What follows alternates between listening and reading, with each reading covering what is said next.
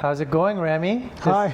Pleasure to be with Dr. Rami Kamel today, one of our associates here at Afiya, a very valued member of our team. Thank you. Dr. Camel has a number of peer-reviewed articles in very renowned journals.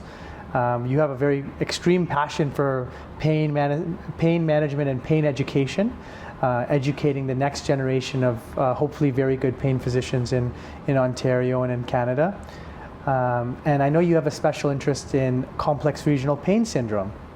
And so that's what I hope we can talk about today. You know, being a physician is very demanding. You work in Scarborough Health Network as an anesthesiologist. You just actually finished work and came here to talk to me, so I really appreciate that. You're also here at Afiya, and you have a number of, academic endeavors that you're continually working on. So how do you make time for yourself? That's a difficult question to answer. It's like I like to schedule some me time every few weeks. I like playing the violin. I actually like cooking very much. It really de-stresses me. And I have few friends who share the same passion. What's your specialty? I know I've had your lasagna, but I'm not sure if that's your specialty. I like cooking French and Italian food. Nice. In addition to Egyptian food, which is where I originally come from. Nice. I also I love playing the violin, playing music in general, and trying new restaurants, spending time with friends, doing art and calligraphy, portraiture. So everything that is artistic I like so much, and it kind of de-stresses me and keeps you balanced, right? Definitely. And you definitely need this in this job, right? Because the demands of night call, the demands and rigors of being a pain physician, because we want to do good things for our patients all the time, and going the extra mile at Afiya is kind of what we pride ourselves on. We wanted to be holistic physicians here, not just patients coming to see you, but seeing kind of the whole team and using all the resources in the community we can to get them better, right? And I really, started this clinic with Dr. Siva and Dr. Palansamy, and that was kind of our vision. So hopefully you as an associate with us are seeing that come to life. And we do a number of, kind of complex pain conditions here. We have a lot of our pain physicians are experts in certain things, and you certainly have a special interest in complex regional pain syndrome. So I'd like to talk about that if that's okay with you. Sure. So we get a lot of referrals from physicians, very good physicians that with the question, potential complex regional pain syndrome. It's a very highly Googleable kind of pain condition that if you put in Google, it seems very, very severe. So let's kind of try to break that down today. So first of all, what is it, complex regional pain syndrome? So the easiest way to define complex regional pain syndrome is by exploring each word in the name of the disease itself. Yeah. So it's complex, yeah, meaning that there are lots of interplays between different mechanisms, different pathophysiology aspects in the development of it. So it's complex in that way. Some people suggest that it's related to neuropathic pain, meaning nerve pain, and sometimes there's definitive nerve involvement, which is the type 2 complex regional pain syndrome. Some other scientists suggest that it's related to some dysfunction or a state of disequilibrium between vasoconstriction, vasodilation, with involvement of the sympathetic nervous system. So it's a complex situation, yeah, or disease. Regional because it involves a region of the body. Yeah. More like commonly it involves a limb, so an upper extremity, a lower extremity, mm-hmm, and although very rare accounts of abdominal CRPS, but mainly it's a disease that involves a whole region or a whole limb, mm-hmm, as opposed to other neuropathic conditions or nerve pain conditions, which usually involve the distribution of a certain nerve that you can map, mm-hmm, like what we call in pain medicine or in neurology dermatome. Mm-hmm. This is more of a region rather than a dermatomal distribution. So it's sympathetically mediated and neuropathic. That's what I'm kind of getting from you, right? And is that how you would explain it to kind of your patients if you interact with them? So it's because it's complex. It's not always sympathetically mediated. Sometimes it's sympathetically mediated, and sometimes it's sympathetically independent. And the only way to know is by blocking the sympathetic nervous system of the part that is involved and seeing if that is conducive to good results or not. Back to the definition, so it's complex, it's regional, and pain, because pain is the hallmark of the disease. However, it's also a syndrome, meaning a constellation of symptoms. The most important and the most obvious is, of course, pain. But there are other motor symptoms affecting. Sometimes it's dystonia, sometimes it's difficulty with movement, sometimes it's tremors, sometimes it's. So that falls into like the criteria for diagnosing, and I think that's what makes us kind of experts at this, right? Because you've explained to me and to everyone who's hopefully watching this that it is very complex. There's a lot of moving parts. And with complexity, it potentially may be difficult to treat and difficult to diagnose. So I know that there's a validated scoring system that I think all of us accept, and I was wondering if you could, kind of touch on that and how do we diagnose complex regional pain syndrome? So to answer this question, let's go back to history.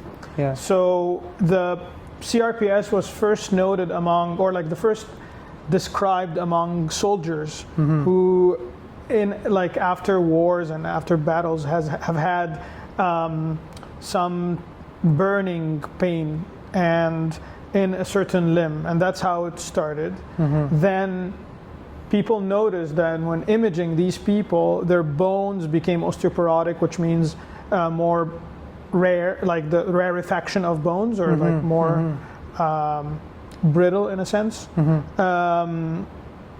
And this is when they suggested that it might be related to the sympathetic nervous system. So one of the older names of it was sympathetic dystrophy. Until in the 90s, pain scientists got together in the city of Budapest, the capital of Hungary, and then they decided to put certain criteria for it. So these criteria are called the Budapest criteria, and this is how we diagnose the disease. So there are 4 criteria. So one of them is the pain has to be out of proportion to the inciting event. Okay. So if you've had surgery and maybe nerve injury during the surgery, or you've had a fracture that may or may not involve nerve injury, you expect a certain amount of pain, and if your pain is out of proportion to that inciting event, then that's the first criterion. The second and third set of criteria would be related to the symptoms and the signs of the disease. Right. So these symptoms and signs usually span over 4 different categories. Right. So you have to have at least symptoms pertaining to 3 categories and signs pertaining to at least 2 different categories. Yeah. So we'll go into these in details, but so 2 and 3 would be symptoms and signs. Yeah. Number 4 would be the lack of any other diagnosis that would better explain these symptoms. So it's a diagnosis kind of exclusion, right? Essentially. Yeah, right? essentially. So why does this happen? Are there like certain risk factors that put someone at risk of it? Because in my experience, and I'll tell you one of the CRPS cases that I actually saw it during my fellowship at UBC, where a patient who was just a bystander was trying to just be a good Samaritan. A dog was attacking a person on the side of the street, and she went to help and intervene, and the dog bit her hand.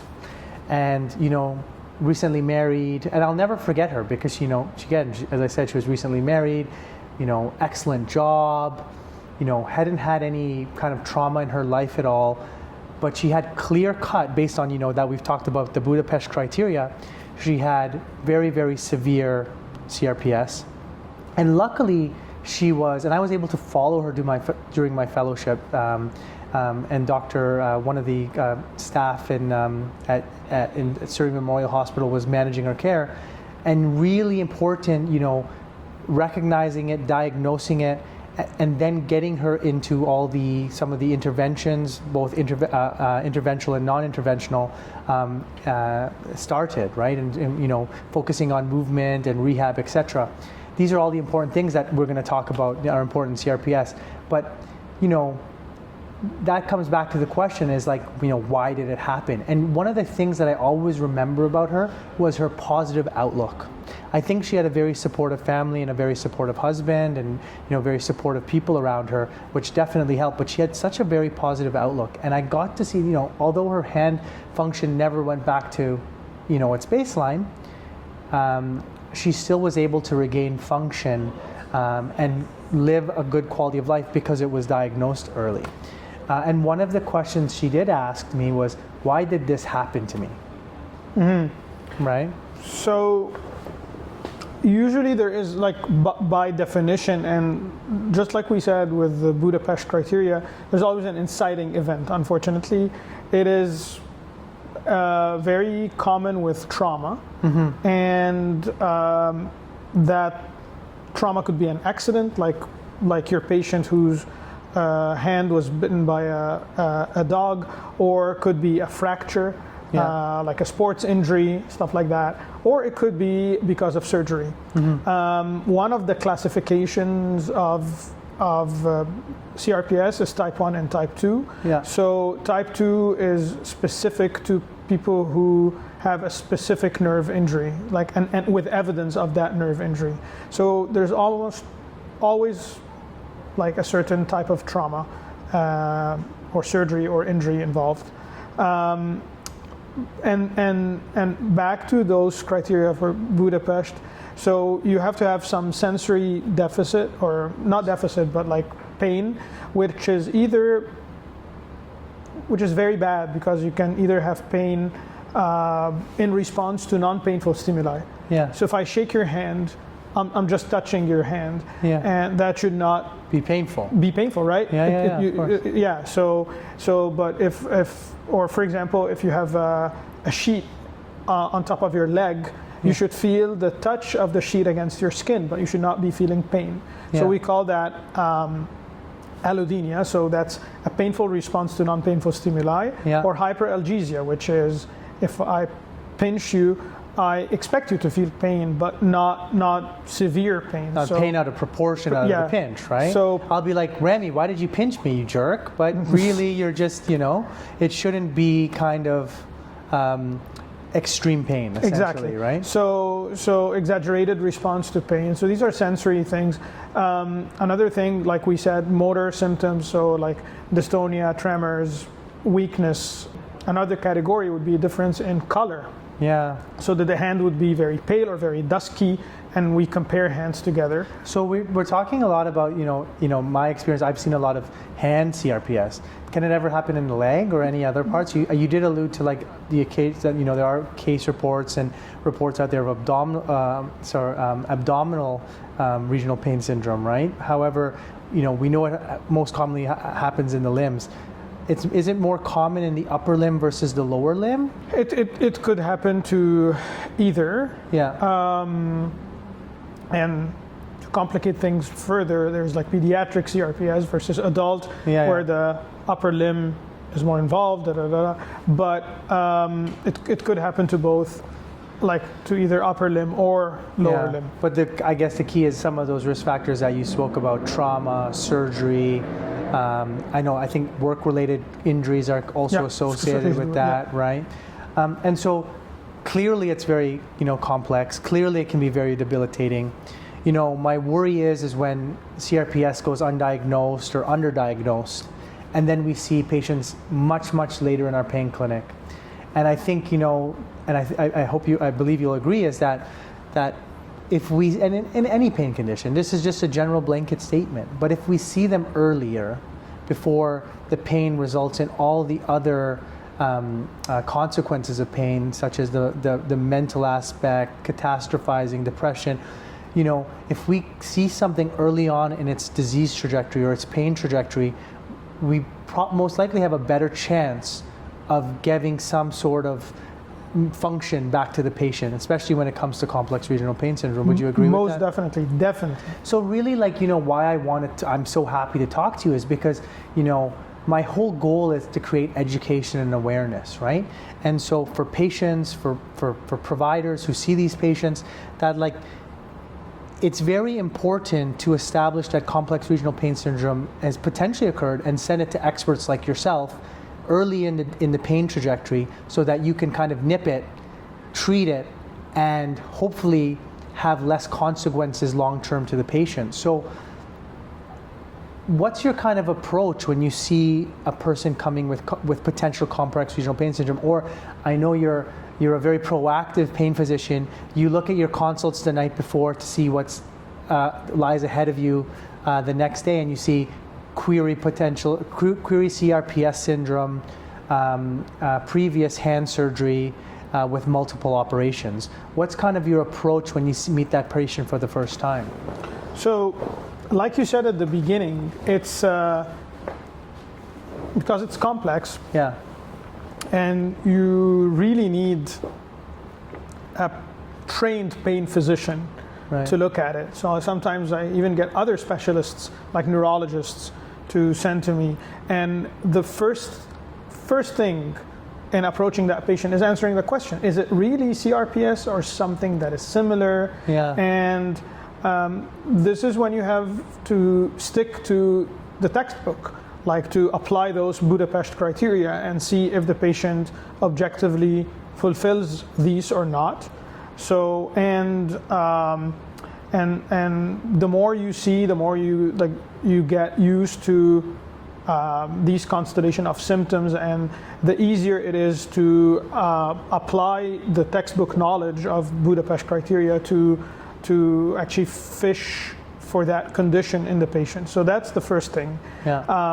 The second question I ask myself is like, how long has it been going on? Because that like dramatically changes how I look at things. Mm-hmm. So for example, there is some evidence for like an oral course of steroid, of cortisone. Mm-hmm. And like we both know, like cortisone is not without side effects. Yeah. So in order to start patient on a high dose and then tapering down of an oral steroid, you need to really have like a good outcome to kind of account for starting them on this course of steroid. And I find that it has amazing results in early CRPS, but someone who's been not looked after for years and years, underdiagnosed, right? I doubt that it would help them. So versus other modalities that may or may not be of benefit. So like you said, like early diagnosis is key. So the second step in approaching those patients is to establish a timeline. And then the third thing is to start multidisciplinary and also multimodal treatment for them. So if you look at the evidence, mm-hmm. there's like, I think the cornerstone of treating CRPS is rehabilitation of the patient. Mm-hmm. And rehabilitation is like, it should be holistic. So looking at this patient, not just as a patient in your clinic, but as a human being with a family, with a job, with certain responsibilities. So the cornerstone is physiotherapy and occupational therapy. Like, can we do something to change their work conditions? So I'm really glad that you brought up physiotherapy, because, you know, and I found in my practice, it's really important to get them to a physiotherapist who has knowledge of CRPS, right? As opposed to, you know, they have to really truly be a specialist, because they have to understand that rehabilitating their limb, their hand, their foot, you know, the best outcome is to treat them aggressively and really focus on their function. So, you know, clearly that's a cornerstone. Clearly you want to get the function back. So you said physiotherapy, and then what kind of things are you looking for in an occupational therapist? So, again, early involvement. Right. Occupational therapists are amazing in in rehabilitating the patients with CRPS, and if you involve them early, and they need to evaluate the work environment, like the ergonomics, like the use of the patient's limbs, and how this relates to the job outcome that they're required to do. Are there any possible like devices that they can use to rehabilitate them? So, and in a perfect ideal world, it would be very good to have like follow-ups or like meetings arranged with physiotherapists and occupational therapists to talk about these patients. So then we're pain physicians, right? So a lot of these things you hit the nail on the head. It requires a multidisciplinary team. Fortunately, there's people out there that are more knowledgeable at some of these allied health care, like we talked about physio, we talked about occupational health. But how do you treat their pain? So there are multiple lines of treatment. So one of them that would easily come to our heads is pharmacotherapy, so medication management. Right. So we said that many of these patients have neuropathic pain, which is nerve-related pain. So you can start them on anti-neuropathic agents such as drugs like Cymbalta, like nortriptyline, pregabalin or gabapentin. You can start them also on non-steroidal anti-inflammatories, because a part of or cortisone sometimes, because part of this is edema as well. So you're trying to treat the edema. Another thing would be if it's associated with osteoporosis, you can start them on bisphosphonates. Yeah. And if they're really advanced, you can also start them on ketamine infusions to treat their neuropathic pain, which is something that this clinic actually specializes in, and we're very lucky to have a ketamine infusion program. I agree. Yeah, and so and our ketamine infusion program is very evidence-based, and part of one of the complex regional pain syndrome that's resistant and advanced. That's one of our strict criteria. In my practice, for pain conditions, we know that nutrition and all these things are really, really important. What are your feelings and approach towards like certain supplements that have evidence, right? So a lot of people talk about vitamin C. Is it helpful? Is it not helpful? Talking about the other important minerals that could potentially help. And I always say really we have to treat these patients aggressively with all these different modalities that we have, because it works in symphony, right? Everything under one umbrella. And I think you would agree if we only do a few things, potentially the patient outcomes won't be as good, especially if we find the disease and make the diagnosis early. So are there any kind of supplements you would kind of suggest to a patient? So there is a role for vitamin C. It is still debated in the literature. Yeah. Like less evidence for it now, but it and mainly its role is in prophylaxis. Right. So if someone has an early fracture with early signs, and in order for them not to develop a full-blown CRPS, we used to say 500 milligrams for 50 days. Even some orthopedic surgeons would prescribe that with any fracture surgery, right, in order for the patient not to develop CRPS. Its role in the actual treatment rather than prophylaxis is still a bit obscure. I would say it's more of a prophylactic agent. The other thing is, like we said, it's a syndrome. It's a constellation of different things. So it's not just the pain. So it can be associated with osteoporosis. So if we give minerals such as calcium, vitamin D, although they're not directly related to CRPS, they can sometimes, with the bisphosphonates, they can sometimes play a role in fighting the osteoporosis that may or may not be associated. So that's why you have to have a tailored, patient-centered regimen that would be unique for each patient. Not every pain is sympathetically mediated in CRPS. I love that you said that, patient-centered. Every patient is different. Every patient's background is different. Their support systems are different. And really that's what we try to aim. That's the kind of physicians we attract. That's the kind of associates we want to have working with us here. People that believe in holistic patient centered care, right? And we spoke a lot about pharmacology. We spoke about tailoring pharmacology to patients, getting patients in rehab. And one of the things we do love as interventional pain specialists, but also pain specialists who believe in multidisciplinary care, because that's what the evidence shows. What are some of the interventions that we can do for patients in addition to everything we've spoken about? So remember when we were talking at the beginning, when we were having this question that a lot of the cases are mediated by the sympathetic nervous system. Yeah. And what's the sympathetic nervous system? Yeah, I was just gonna for our listeners and just for the layperson who's maybe non-medical. Can you just tell us?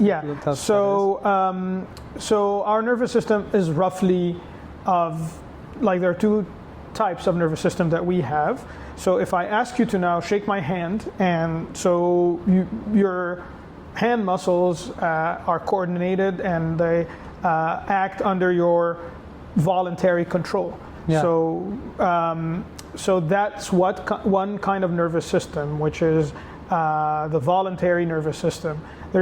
Opposed to that, there's another nervous system that is more of an automatic nervous system, we call autonomic, which is not under your voluntary control. Something like you don't ask your heart to beat faster, it just beats faster in response to certain stimuli.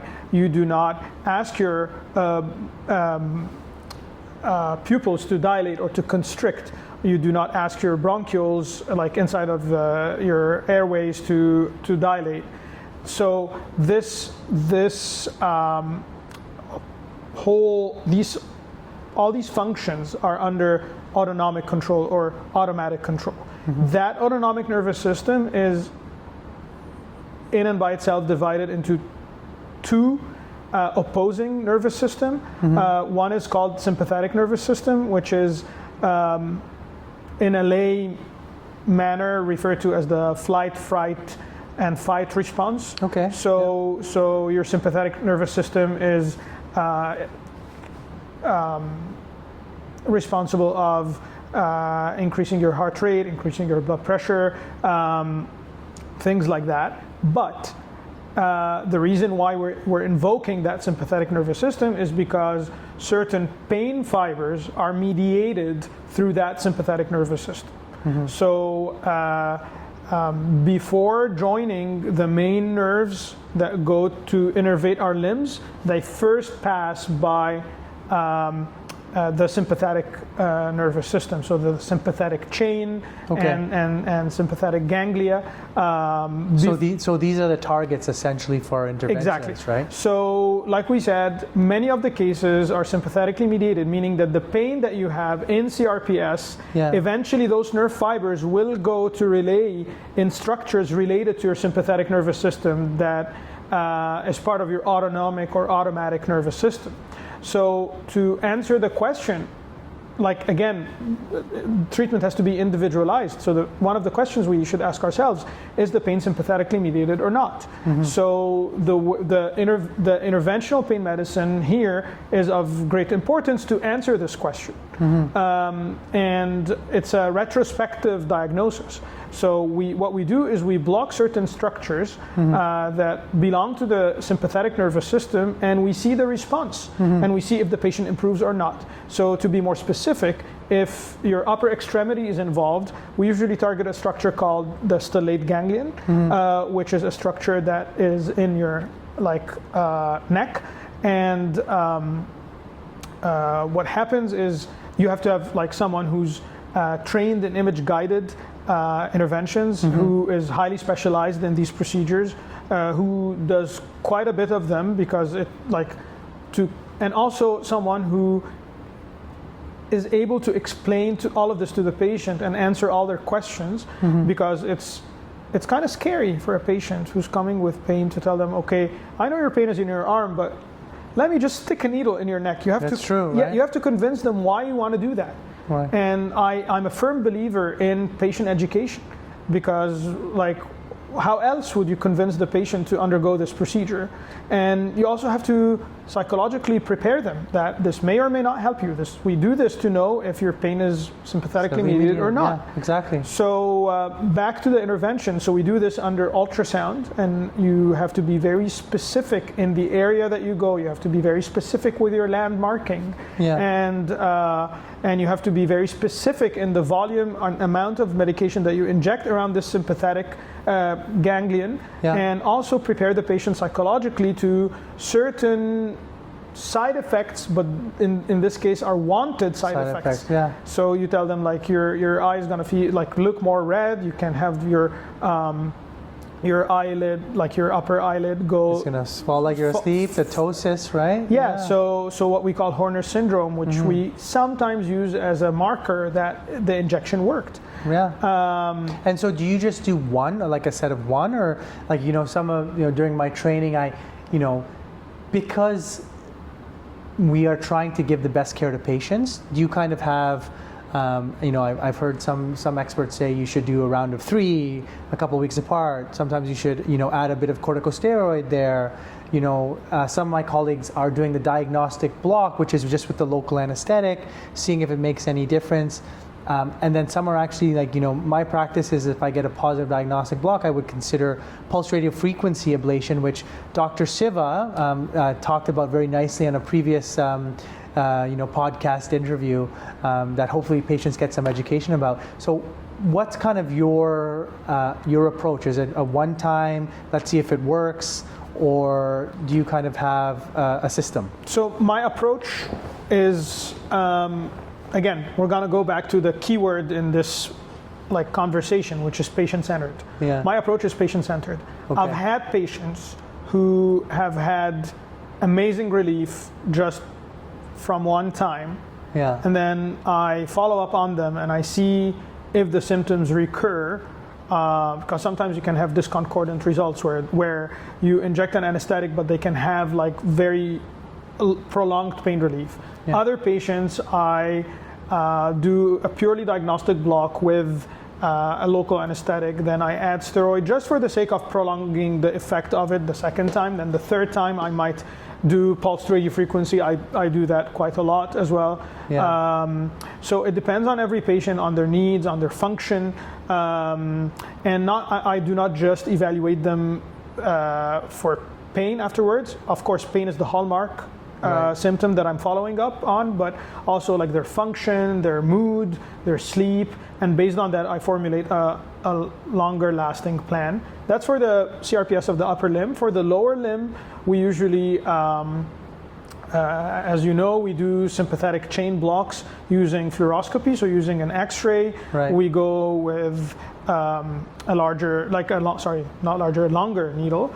And we very carefully advance that under the guidance of an X-ray beam. And again, you have to be very well trained in image-guided procedures because it's specialist-led. This is a specialist-led procedure, right? So. Because your needle tip is close to very vital structures near or around the patient's spine, and based on that, you can do further treatments. Either repeating with steroids, or sometimes even for the lower limb, you can do some sort of ablation even of the sympathetic chain at this point. And lastly, your last resort is neuromodulation, which might be a story for another day. I agree. I think we covered a lot. It's really great to talk to an expert, and I hope no one out there has complex regional pain syndrome, but certainly if there's any question, you'd be the key person, the right person to go and see, because I think the patient, a patient or someone suffering with potential complex regional pain syndrome really needs good care. And really thank you for your time, Dr. Kamel. Rami. Thank you, Dr. Pirani, for hosting me. It's been great having you here, and I know you're an expert and very passionate about pain, and that's what we really want. We want people to be passionate about pain, passionate about patient-centered care, and getting people back to their normal lives and doing what they love, because life is short. Yes, and we have to enjoy it. Pleasure. Thank you very much.